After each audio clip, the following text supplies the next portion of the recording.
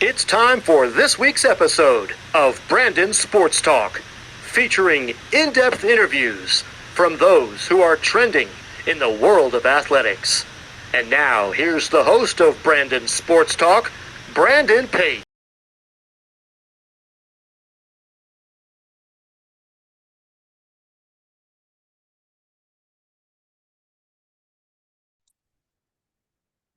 Welcome back to Brandon Sports Talk. In today's episode, I had the privilege to interview the Oklahoma City's head women's basketball coach, Coach Kris Seigenthaler. How are you doing today? I'm doing great. Thanks for having me on. Thank you. Can you talk about how you knew that you wanted to get started in coaching in college women's basketball? Yeah, I knew at a young age. I've been playing college basketball since I was 3 years old, been playing basketball since I was 3 years old with the ambition and dreams to play college basketball.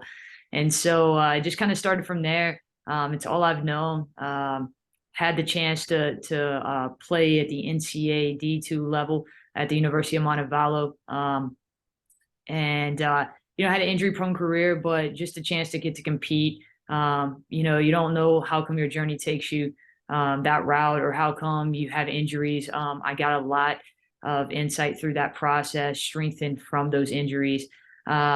But just lucky to have had the chance to play college basketball. That's not it's not a thing that a lot of student athletes get to do. It's like 1% of high school players get to play college basketball. So the chance to do that was incredible.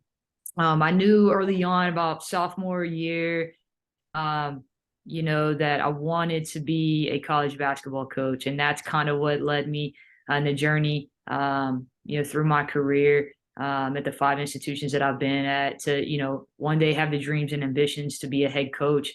And I finally got to achieve that here at OCU. So extremely excited about that. Of course, going to Montevallo, what was that experience like getting to play for them and representing them and putting on that jersey? It was incredible, getting to be a student athlete, getting the chance to play in one of the toughest conferences in the Division II, in the Gulf South. Had the chance to actually play in the Peach Belt as well. We jumped conferences between my sophomore and junior year.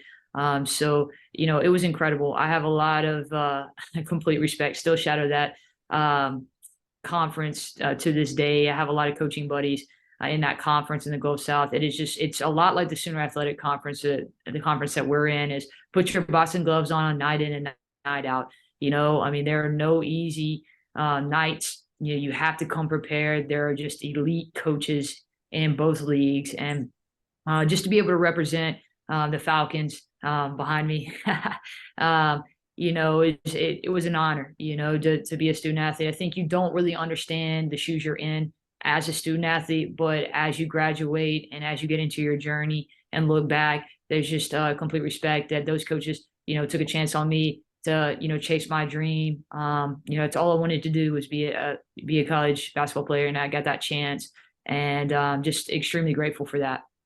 Throughout your collegiate what were some of your collegiate accomplishments playing basketball throughout your career? Like I said, I didn't really have a lot. I had some career games, things like that. I was a captain, but I also tore 2 ligaments in my knee freshman and junior year. So that kind of halted my career, lost half seasons inside of those. So just coming back from injuries, it was really more of a resilient career than anything, than, really being an All-American. Like I said, I really got a lot of insight to how to strengthen, how to handle injuries and coming back from those injuries, having that resilient edge. And honestly, I think that it has prepared me for injuries that our college athletes have. Staying locked in with our strength staff, our athletic training staff, and just the sports psychology staff as well that we have here. Just, when a player sustains an injury, I get what they're battling. I've been in those shoes. I get it. A lot of times athletes, are so locked in to being college athletes, student athletes, that once they have that college basketball taken away from them because of an injury, now and then they struggle. They don't know what to do with that, and so that's where, I think at the end of the day, I didn't have an All-American career, but I think I had a career to be able to help our athletes, from a psychology end of it of, hey, like injuries, I get it. I've been in those shoes. you're going to come back, tougher. We're going to strengthen you, things like that. So, like I said, it wasn't an All-American career, but I definitely think it's prepared me for my future as a coach. What was that transition like for you from going from being a player to then getting into coaching and first being a grad assistant for Shorter University? Yeah, it was you think you think what it takes to be a college basketball coach, having been a student athlete in college, but it is extreme ends. Being a college athlete is, it's tough. You're in here strengthening your skill, you're getting after it, you're pursuing your college degree. So, you're highly competitive on the hardwood, you're highly competitive off the hardwood, getting your college degree and competing, and then you just shift. And you shift into coaching where it's a lot more of a business where you're connecting with your players, you're building those connections, you're recruiting constantly. Recruiting is the lifeblood, of any program. You're trying to get a gauge on what your head coach is looking for. We're looking for, a certain caliber player that he's on the hunt for, and that was Vic Mitchell at the time, at Shorter University.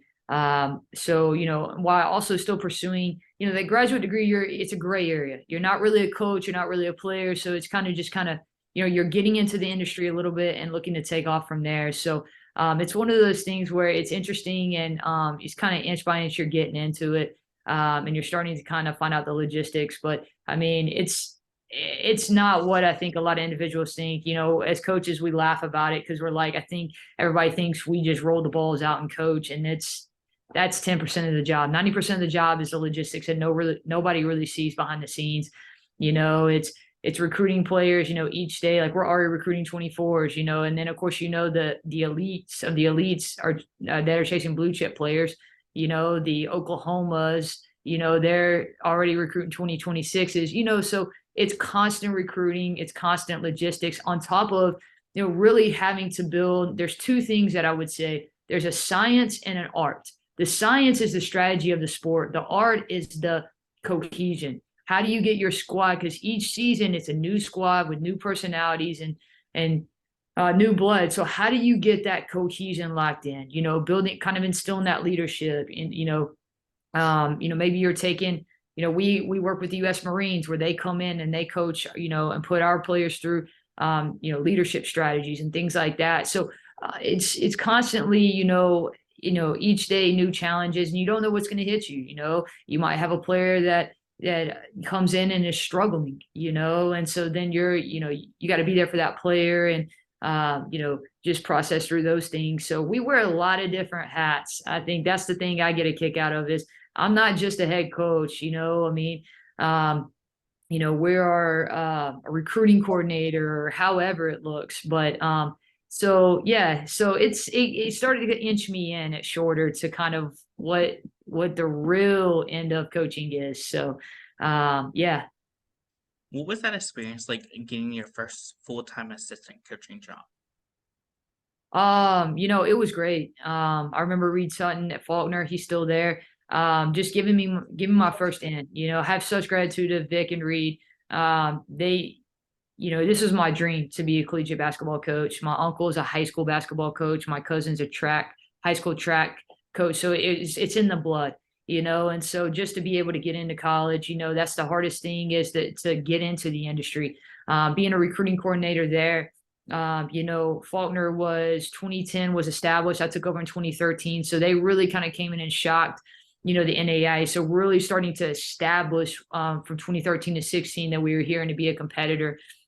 And just taking things on. I was a recruiting coordinator from there on in my career, and just recruiting, different athletic caliber players, skilled players, finding players with that high caliber, but also high character, just things like that. It's really getting a feel of, the coach, your boss, and kind of what are they looking to bring in and recruit and things like that. So, it was incredible. During your time at Auburn Monaco, what were some of your accomplishments there? Yeah, at Auburn University at Montgomery, we went from, and we did this at Shorter as well. We were NAI and we made the jump to NCAA D2 into the Gulf South. So that was interesting getting to transition from, NAI to NCAA. It's tough. It was challenging on a recruiting end because if you know anything about, jumping to the NCAA, then you know that there comes with anywhere from a 3-year stint of no postseason play. So it is tough to recruit a freshman and tell them that they can't compete in postseason for 3 years.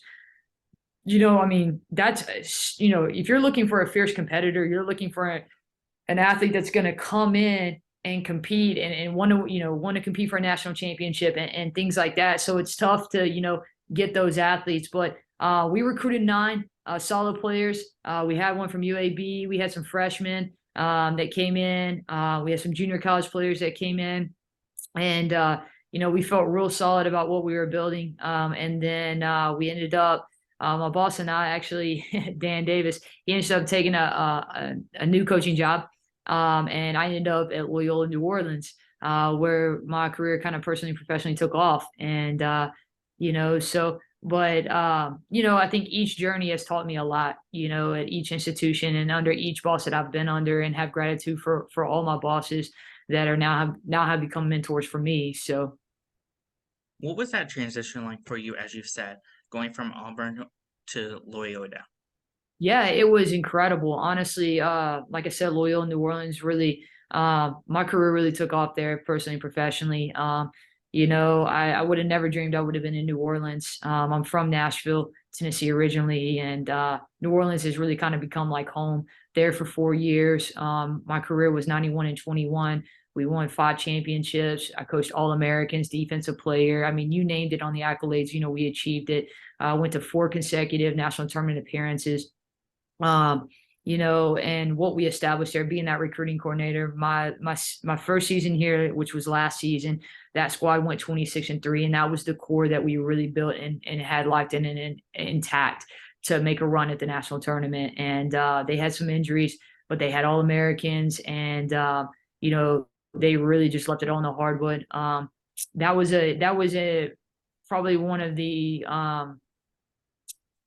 most special teams I've had a chance to coach. And I say that because they were all Americans, and they had 5th years, but they all came back because they were rallying around pursuing that national championship, chasing that national championship, what they had been on the hunt for. That core stayed intact for 3 years. Nobody transferred. I think that's the huge thing in an era where, it's cool to transfer and things like that. You had a core that was all fighting for one another, and that is something that I've taken with me as we look to establish here at OCU, back to national dominance. So I got a lot, and, it was tough down there, but, Kelly Kennedy taught me a lot, on, what it's like to sustain and establish, and that's the thing is, when I went down, Loyola New Orleans was established.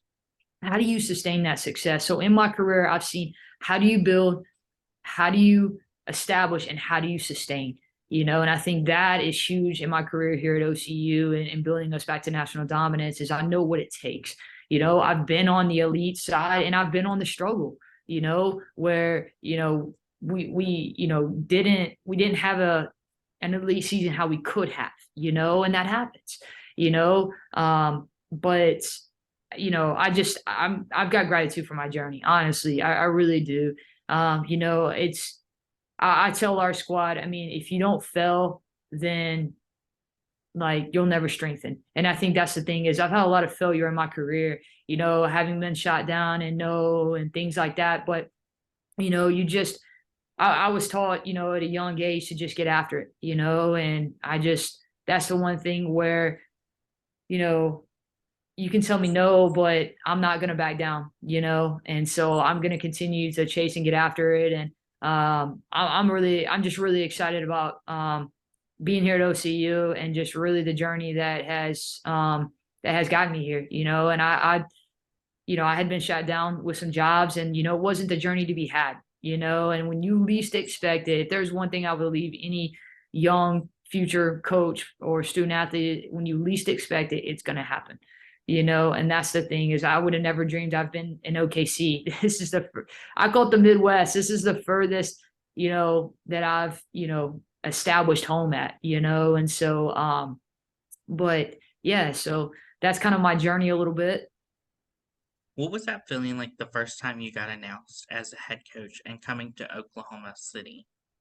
It was indescribable. I knew what I was leaving at Loyola New Orleans, and I knew if I took over that it had to be somewhere where we could compete. And here at OCU, they're nationally noticed. They have 9 NAIA national championships here. They're behind UConn women's basketball with 11. We are an elite company, so we are looking to build back to national dominance. When you talk about OCU nationally, like it's highly noticed.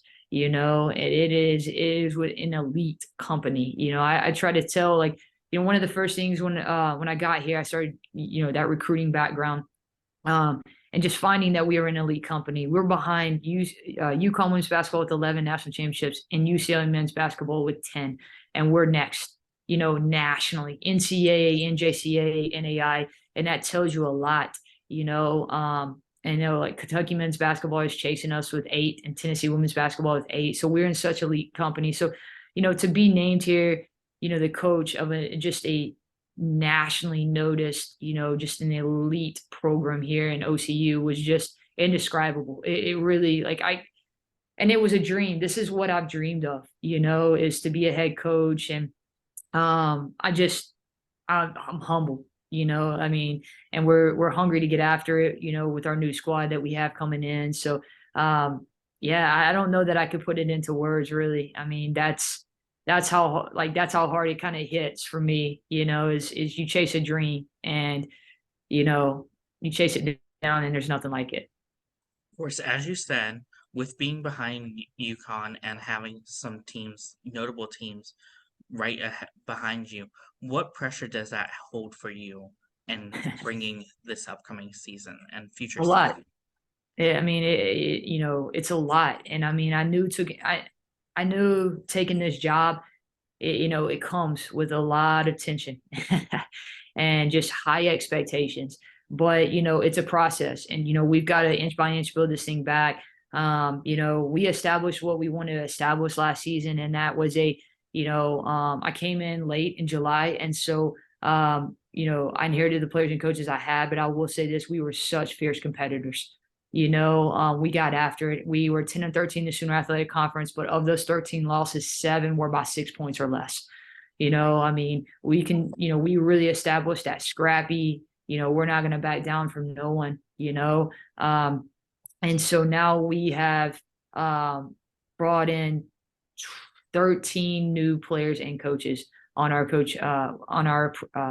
squad for next season. And so, we have 5 players coming back that just have that elite mindset and get what we're, get the Sooner Athletic Conference, get what we are, establishing, and I'm looking forward to that. And so it comes with a lot, but, I think we have the elite players in here to build. We have freshmen that are the future. We have junior college players that have come in that can come in and compete straight out of the gate. I mean, each player that we've brought in can come in and compete straight out of the gate. So I'm looking for fierce competition, each day. And they're those players that have high ceilings, and they're such high characters. They're fierce competitors. And it's just something that, I'm really excited to see, how we kind of put that cohesion in one and how we compete. As a head coach, what was that feeling like the first time you got to step onto the court for Oklahoma City? It was incredible. It was, I think it kind of, it goes back to just all the feelings, and you're so locked in and focused. I think kind of soaking it all in, I kind of did solo, because you're just so locked in, that, and, you're the shot caller now, and it was just one of those things where, I'm in it with my squad, and like, you can't have an elite coach and no fierce competitors, and you can't have fierce competitors and no elite coach, so you have to have that cohesion. And I think, that's the thing is, we are looking to build that. And, I've always said, you're still still that confidence inside your squad, because they'll run when they know that you have their back, they're going to run through a wall for you, and so, it's not here. It's not, how, I mean, the feelings are just, it's a dream. I've chased down a dream, but it's for, I'm in this industry to influence the next generation of leaders. And so for competition, and it's, how can we strengthen, those student athletes, and so when we're on the hardwood, it's getting after it. It's, competing as a fierce competitor, being elite, and coaching them through those challenges, and, I'm just, I'm lucky to be able to coach the student athletes that have come through. And I'm excited, it's hard to kind of put into words, like when you're there 60 minutes before game time, you're locked in and focused, and, but I think soaking it all in, I did that prior to, that day of just, going on. I like to go on the hard one when nobody's in there and the lights are off and just kind of soak it all in, and just kind of think back to the journey. And, that's because the journey is what's built you. It's what's gotten you here. And, I think there's a lot to be stated in that. As a new head coach, what is that like building the coaching staff around you, but also the players around you? It's been incredible. It really has. Our motto inside our program is leave your legacy. We're looking for student athletes that want to leave their legacy on and off the hardwood. So for me, if you're, if a student athlete's not interested in that, then I'm not interested. Elite as they could be, we're looking for a high caliber player. You're not always going to get that, but getting a player that has a high ceiling and is high character. And then we look at, the defensive end and the explosive end. I mean, we have one player that hasn't run track, on our squad.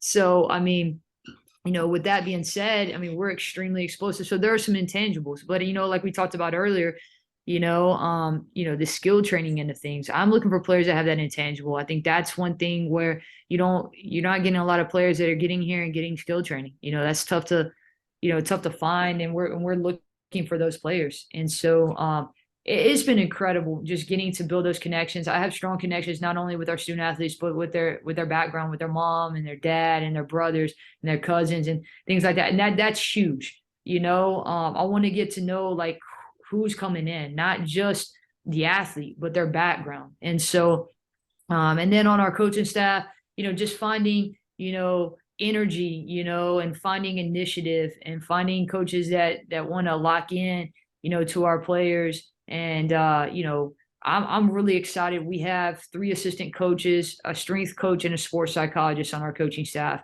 along with an ATC. And all of them are just for our program. Our ATC is split with some other sports, but, we have the coaching staff to really just take it to an elite level. Having a sports psychologist on our staff is for a small school. That didn't happen. D1s, no doubt. But we're lucky to have that. And I think, that's huge. I think sports psychology is just like strength training and ATCs, which is, you got to, it's one of those things where you got to strengthen your muscle. You got to take care of your body with athletic trainers. And so you also got to take care of your mind as a sports psychologist, or in the sports psychology end of it. So, yeah, I'm really excited about our coaching staff and our squad coming in. There's going to be a lot of new blood coming in. But like I said, as excited as I am for those, 13 coming in, I'm excited about our 5 coming back, because those 5 are going to be huge. Those 5 are going to be the ones that get me and how I'm built and our strategy and what it's like to compete in the Sooner Athletic Conference. So, integrating all of that into one is going to be huge. What are some of the things so far that you've been able to accomplish as head coach at Oklahoma City? Yeah, I think we've established getting that tough, scrappy, competitive. We're not going to back down from no one. Like OCU is back. And it's just we're building back to national dominance inch by inch. And I think that's the thing is, we're not one that it's going to be, we are established, it's going to be easy. No, we're establishing that it is going to be a tough battle against OCU night in and night out. This is not going to be we're going to get back to national dominance. That's going to happen, and so, and we have those fierce competitive players to do that. I'm extremely excited about our squad this next season. I'm expecting us to be picked 6th to 9th in the Sooner Athletic Conference, but, it's all good. I mean, I think we're going to get slept on a little. I think our competitors know that we're going to be scrappy. But we have such new blood also, and so I think not having to gauge on what our athletes can do, early on, I think is going to be, it could be kind of shocking, and so I am extremely excited. And the Sooner Athletic conference is an extremely tough conference. I mean, we have elite coaches. That the MACUs and the Wayland Baptist and like they're gonna reload. It's coming. And so I'm just really excited to really battle it out with our squad, and just kind of, get after it. So it can't get here fast enough. Can you talk about, of course, the culture that you've started to build for the program moving forward? Yeah, absolutely. So, inside our culture, kind of going back to what I was stating earlier is leave your legacy. That is a huge thing. We want student athletes that want to leave their legacy on and off the hardwood. Things that we're looking to do this year, is we want to use our platform to lead. I mean, we have gratitude, to have high character student athletes that want to get after on the hardwood, but off the hardwood. And so we're going to start we're going to hit the ground running the first Saturday back with Habitat for Humanity. It's a huge thing. I think it's huge to use our platform to get highly involved inside of OKC. We're going to be working with Positive Tomorrows, which is focused on homeless kids from the age 3 to 7th grade. Things like that. We do a pen pal program with Cashin Elementary. It'll be our second season doing that. Things like that to get, highly involved. I mean, they're getting an elite college degree here, but they're also getting to compete at an elite, competitive end. We're going to get back to national tournament. We're going to compete for a national championship. And then, using that platform to just influence. And so that's the thing is we're looking to influence the next generation of leaders. So one day they're going to be, they're going to be in my shoes, and so, or they're going to be doctors or lawyers or psychologists or however that looks. But, just getting them, trained, and we're wanting to build that cohesion, that second family. I want these guys to come back, and this is not after you graduate, you're just finished. I want them like, Coach, hey, I'm struggling. Like they can hit me up, and things like that. That's what we're looking to establish. Our program's not built for everyone. And I tell prospects that, we're extremely explosive. What we're looking for is those that want to lead a legacy. We don't do entitlement here. Elite is earned. That is one of our mottos. We hold guys inside our program accountable. You're going to earn your jersey. You're going to earn your minutes. And if prospects don't, they don't like that, hey, our program's not built for everyone. If they don't like that, then they weren't built to be here. And that's all right. We'll find those prospects that want to take that on and that want to get after it. Cause I'm going to tell you, we're going to get that high caliber player that is interested in, I want that, that fierce competition. I want that, I want to take those things on, and so, we're going to get those players, and I feel like we're getting them now, and so I'm excited about that. So, the one thing is just leaving your legacy. I think that's huge, and so, just really extremely excited about our squad. I can't say it enough. I know I've said it probably 20 times already, but I'm ready. I mean, they're nine of the 13 are already back. And I'm so extremely excited to get after it. Of course, who are some of the teams in your conference that you face each week? Yeah, so some of the squads inside our conference are MACU here in OKC, along with Southwestern Christian. You have Central up in Kansas, John Brown in Arkansas, USAO and Langston here in OKC, or actually about 50, 60 miles from us. Wayland Baptist in Texas, Texas Wesleyan, SAGU and UNT Dallas down in Texas as well. So we're the centralized, here in OKC from inside the conference. And you got OPSU on the Panhandle as well. So I think I named everybody. Hopefully I didn't leave anybody out. Sorry if I did, guys. So what is that home game atmosphere like when teams like Texas Wesleyan come to home versus going to Texas Wesleyan and playing them away? It's nice. I mean, we have our Abe Lemon is huge. We have 3 hardwoods. I mean, it is next level. We have spotlights that are on the hardwood. I mean, it's a D1 facility. and so there's nothing like it. Just kind of getting to play underneath the lights. It's just a next level. It's not your normal, like, you come in and, the lights cut on. I mean, this is like spotlights, like from the side. So it's neat. And then just having, that's one thing we're really looking to build is strengthen, our getting our students here and getting highly involved with those guys. Talked with frats and sororities on partnering with them, on some of their initiatives.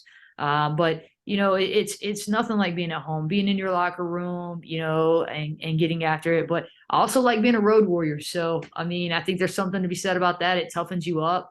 And I mean, you got to think about, when you play in the Sooner Athletic Conference Championship, it's going to be in Texas this year. When you go to the national tournament, you're going to a neutral site. So you've got to be tough. I think there's something about, honestly, my take on that personally is that, getting a road win is I mean, you should lock in the home games, but the road wins are the tough ones to get inside the Sooner Athletic Conference. You can, if you can accomplish that, and still one of those, inside like Sooner Athletic Conference, that's tough, and I think that there's that toughness and that instill confidence that builds in your squad as well. I mean, because you're going to go on the road, for the national tournament, and I think, it just instills road warriors. So What does that recruitment process look like for those prospective student athletes, and what do you look at as a head coach in the recruitment process? yeah, for sure. That's a great question. So we're out in the summer. We talked a little bit about this earlier, but, out in July, that's a huge recruiting month for us. But, we're also having elite camps, that we host here in the summer, and then we'll have one here coming up in the fall in October as well, and so getting those prospects in that we've targeted, and then really network. Like we'll have the networking connections that we've established. We'll have heard of a player, but like I said, I am picky when it comes to the prospects I'm on the hunt for. Like I said, you have to have those intangibles. If you don't have them, I'm not interested. If you're not a defensive player first and a playmaker behind that, I'm not interested. I mean, defense is a thing that we lock in on, and so once I feel like you have those intangibles, then I lock in and I'm gonna chase you hard. I mean, you've got to be able to, we're looking for at least a 3.0, I mean, you got to be able to handle your business off the hardwood, obviously we're recruiting you because of your athletic caliber as well, but we're also wanting to know who are you and, like, as a person, like, what's your personality like, do you have that high character and things, of that nature. And then when we lock in, we start that recruiting process. We get them here on an official, I call them on an initial call. I stay locked in with them. I text and call and establish that connection. And then I get them here on an official. And that's normally when we will officially offer them. I'm not one to officially offer before we get them here. That's just not how I'm built. I want to get them here around our squad. I want our squad to have a gauge on them. And I get insight, and then we look to close it and get them here at the home of the champions. So, but that's a little bit about our process and how we handle things. Of course, what does that official visit look like for those prospective student athletes when coming to Oklahoma City? Yeah, that's a great question. And we are all about the student athlete. You are here to be a student, so I think a lot of times, and that's probably rare because a lot of times it's all athletics with coaches. You're here to get a college degree. There's going to come a time when, you're going to hang it up, and it's our job as coaches to make sure you're prepared for that. And so the huge thing is we'll get them here. We'll get them connected with, a professor, normally high up, a boss if we can, to kind of talk about the blueprint, if it's arts and science or however that looks business. And then we'll show them the ins and out of OCU. And then, we'll show them A-Blamming, we'll show them through the locker room, ATCs, and then I'll normally skill train them so that they can get a gauge on how I'm built. And, and then of course I can get a gauge on how they're built. There's things that I want to see, like explosion of footwork, handles, things like that. I'm not your normal coach, like your normal normal college basketball coach. I'm a skill training coach into strategy. And so, we're all about being straightforward in the process. I know it's a tough decision. I've been through it as a athlete, and I've been through it as, obviously as a coach, and so, I get that it's a tough decision. It's, for, a youngster, it's, the next 4 or 5 years of your life, and that's huge. And so, and like I said, we are looking to establish, an atmosphere where we have no transfers in the future, and so that comes from fighting for one another. There were only 5 men's basketball programs in Division I that had no transfers. I don't know what the statistic is in women's basketball, but that's crazy, and so I think it's all about that cohesion and building things, and then we'll normally take them out to lunch and just grab a bite and then just get to know them a little bit, a little bit more personal, like just, hey, like, what do you like to do? What are your hobbies? Things like that. Who'd you like? If they've got to interact with the squad or play pickup with the squad, like who'd you like? Like who'd you connect with? Things like that. And then, normally depending on the situation, if they're high profile, then we pull them back in and we tell them, hey, look, I mean, here it is. We want you to come compete for us. And then we just continue to stay locked in with them throughout that process and build those connections. So we're targeting the correct player right now, because the players that have shut us down have called us and let us know, which a lot of prospects, don't do that. You find out on Twitter or they'll text you. So I think there's something about a player, calling you and telling you. That's a tough conversation. That shows you how mature that player is. I just had one a couple of days ago. I hated to lose them, but I get it, and so but yeah, so I think, we are definitely on the players that have that high character and have that high caliber, and just excited for the future. As a head coach, what is it like getting to see those freshmen put on that first Oklahoma City uniform versus seeing our seniors put it on for the last time? I'll have to get back to you on the freshmen. I didn't have any freshmen last year, so this will be a new one coming back. So we'll have to do this again next season for sure. But it's tough for the seniors. I think at times, by the time you get to your junior year, you got the wear and tear on your body. It's been a tough road. I mean, I played ball for 20 years roughly since I was 3. So, it's tough. I think it really hits them on the last game, that's it. And I don't think you really just realize, like, if I could just have one day of competing back, you hear athletes say that. But I think, with us, it's all about leaving your legacy.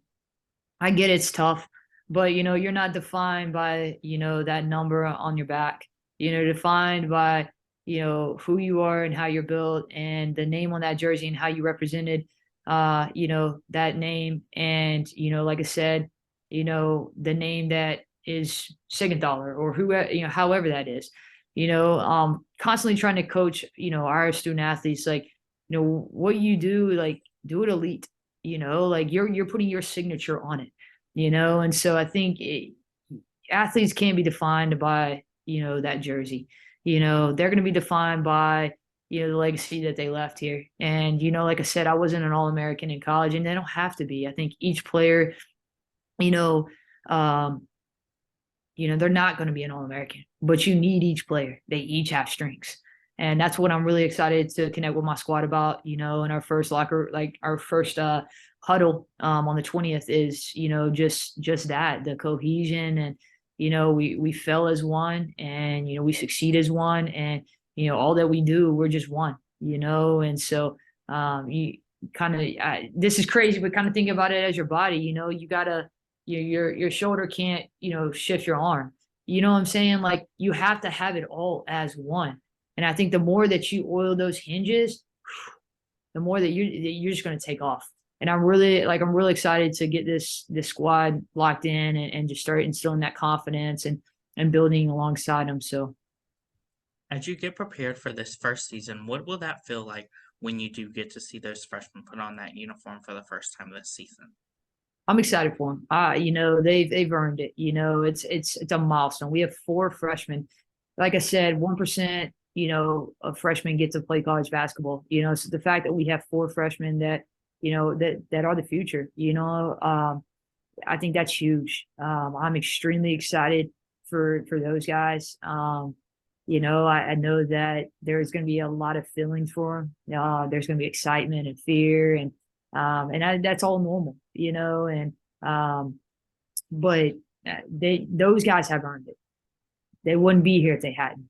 And each four of those guys have earned that. And I'm so excited for Rowan, for Washington, for Brian, and for Adams. I mean, they're going to do incredible things, and they have high ceilings. And there are high expectations for them, and they know that. And they're ones to take it on. And I'm excited for them.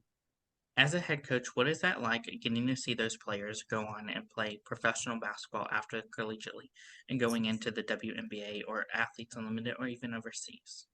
Yeah, I mean, a lot of our players have gone, a lot of our players in the past here have gone on and played, overseas, and so some have played pro back in the day. But, some of them want to play, overseas, but some of them are just interested in, being highly competitive here and, getting their college degrees and being highly competitive in the next stage in their journey. I don't know that, here's the thing. I know a lot of guys want to go D1 because of the pros, but here's the thing. If you have that caliber, pros are going to find you. So you can come, here and compete. And if you're a professional player, like the pros are going to find you. It's not the status of you got to go D1 to go pro. It's a false narrative, I mean, they're going to find you. And so, I haven't had a player go pro, but I've had players that I've coached in the past that have gone overseas. And so I think, if that's a journey they want to take on, then we're going to back them completely in that.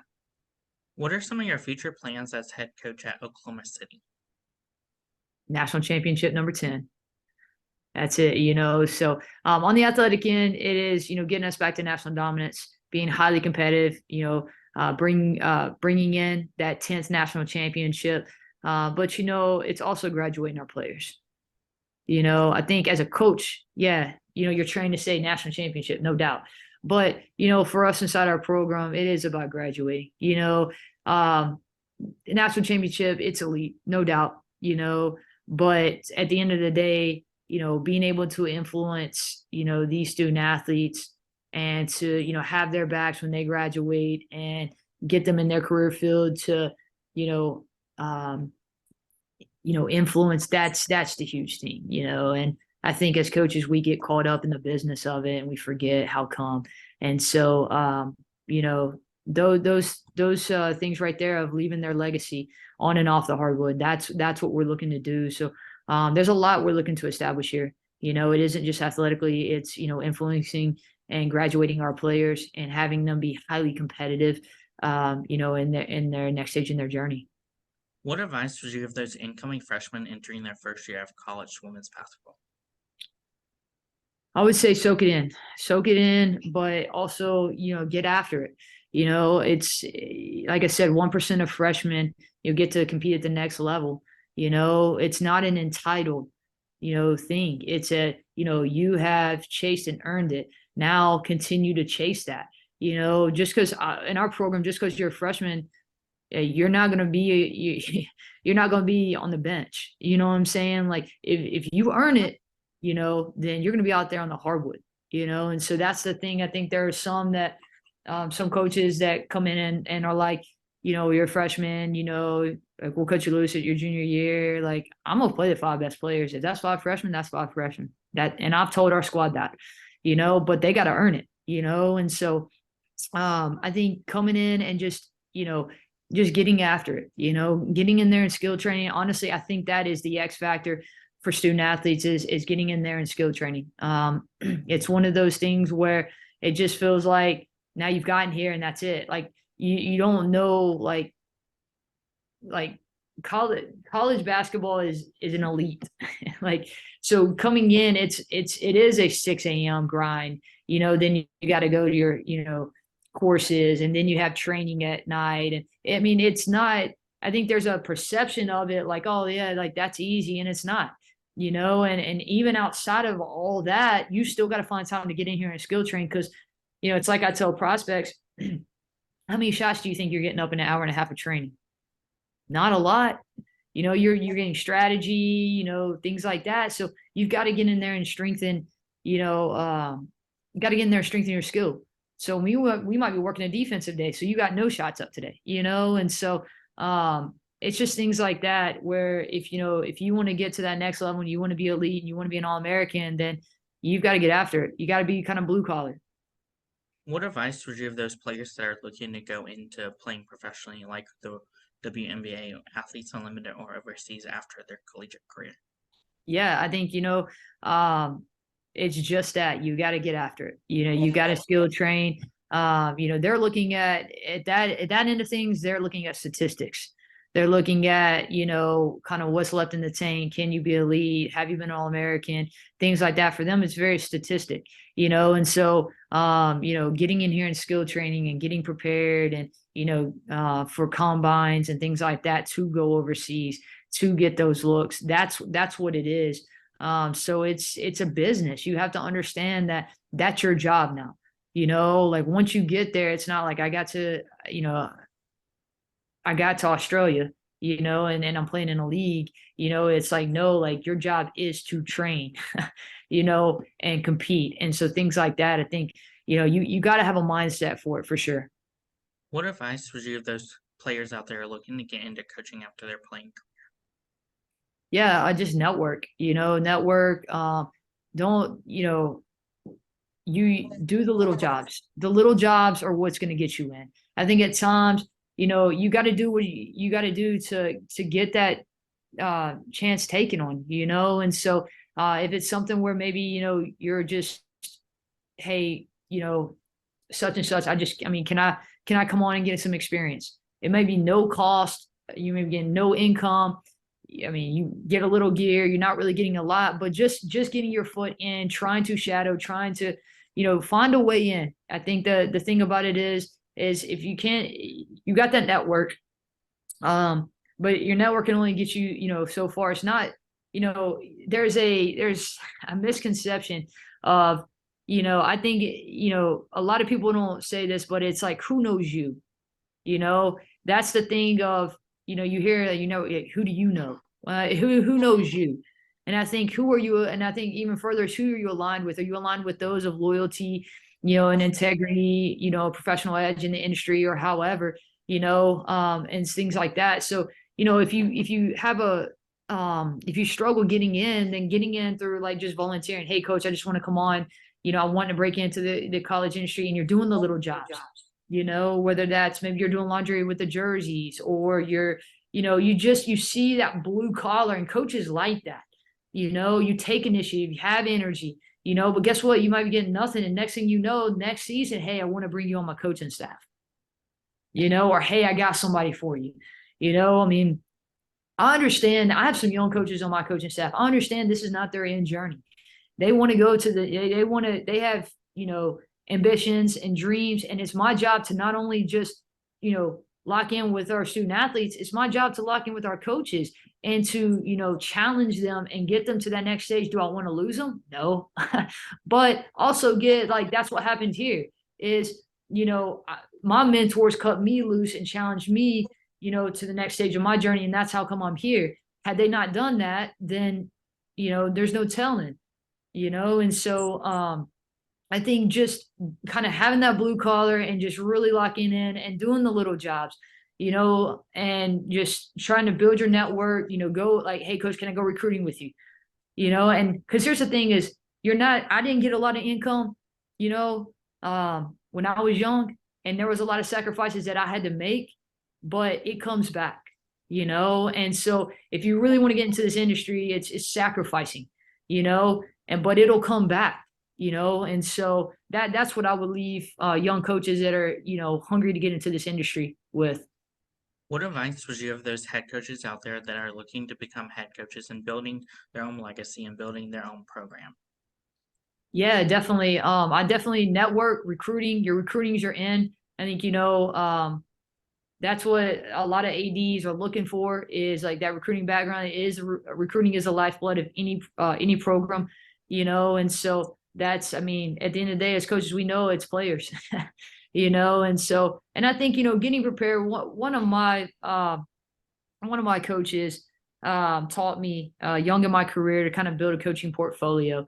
And so I was prepared. My coaching portfolio was kind of my three-dimensional coaching philosophy, just the ins and outs on who I am and how I'm built and what I'm looking to build. It entailed probably 30 pages of just, my short-term goals, just things like that. So when it came down to it, I had that in my hand with me, here at OCU, left it, with the AD, and then that is just who I am and how I'm built. It was an inside look for him. And so, going through that process here, I don't have to, there's really not a lot to get prepared for because I knew how I was built. So when they're asking me, what's your coaching philosophy, like how are you going to recruit, like how, they ask you these questions, like, you have it all locked in, and just having that instill confidence. I think that coaching portfolio that was really young in my career, I think it was maybe my 6th year of coaching, really just kind of changed things for me. And so I have one of my mentors to thank for that. So but yeah, for sure. That's great advice. Where can my listeners find you at on social media along with the OK women's basketball? Say that again. Where can my listeners find you at on social media along with the Oklahoma City's women's basketball at? Yeah, so it's at Seigenthaler03. That's my Twitter handle. I'm on Twitter a lot. That's actually my platform. And then if you just look up OCU women's basketball on Twitter or IG, Facebook, we're on those as well. I'm sure my players will probably get me to try to have a TikTok. I know nothing about that, but well, who knows? But and if you go to OCU Athletics, you can find us through there as well. We're getting ready to release our 2023 recruiting class and our coaching release as well. So be on the hunt for that. But I'm extremely excited, and appreciate you guys having me on to just be able to tell kind of my journey and just how I'm built and who we are, and just kind of the future of OCU and building back to national dominance and just leaving your legacy and things like that. Thank you again, Coach Kris Seigenthaler, for your interview, and best of luck in your future at Oklahoma City. All right. Thanks so much, Brandon. You can find Brandon Sports Talk on Instagram at Brandon Sports Talk, Twitter at Talk_Brandon, and you can find me on YouTube at Brandon Sports Talk. Don't forget to like, comment, and subscribe. Thank you again, Coach Kris, for your interview, and best of luck in your future. Thanks. You've been watching Brandon Sports Talk. Please feel free to like, share, and subscribe to Brandon Sports Talk on social media and on YouTube.